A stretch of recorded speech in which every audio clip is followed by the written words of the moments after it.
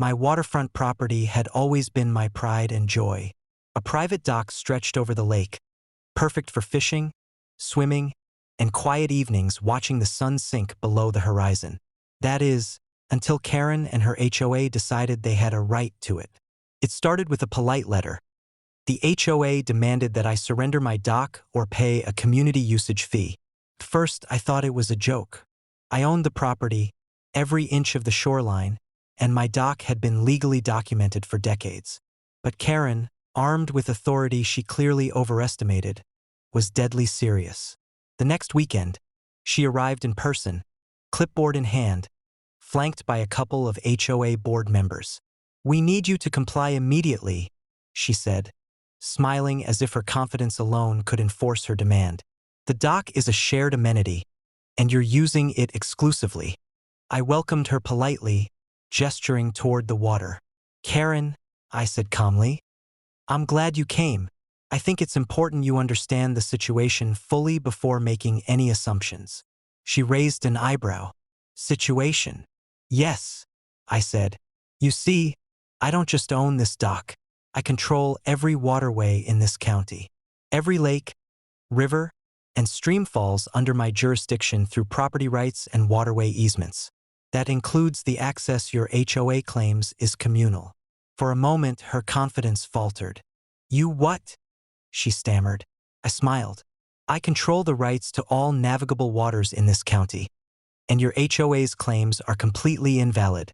Any attempt to enforce a usage fee or seize the dock would be a legal violation."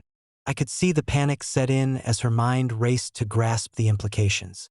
Every home in the neighborhood relied on these waterways for access, recreation, or property value. Without my permission, no one, including the HOA, could make a legal claim. Over the next few minutes, I calmly outlined the legal framework, showing her easements, property deeds, and state statutes. The board members squirmed, realizing the extent of their miscalculation. Karen tried to assert authority, citing community bylaws and precedent, but every point was invalidated by the fact that they were entirely dependent on my control of the waterways. By the end of the conversation, the HOA left, muttering excuses and half-hearted threats. They had been forced to recognize a simple truth.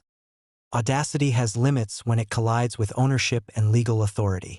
My dock remained untouched, the water my sanctuary, and my control over the county's waterways undisputed.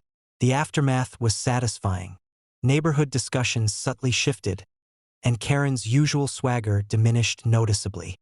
Her attempts to enforce rules or fees on me ended completely, replaced by cautious respect and occasional avoidance. From that day forward, I enjoyed my dock in peace, the water calm and undisturbed, a reminder that knowledge of rights and strategic patience is often more powerful than confrontation. Karen had assumed control, but she hadn't considered leverage, ownership, or legal authority. In the end, every wave lapping against my dock was a quiet testament to patience, preparation, and the consequences of overestimating one's power. Character count: 5,165, white heavy checkmark.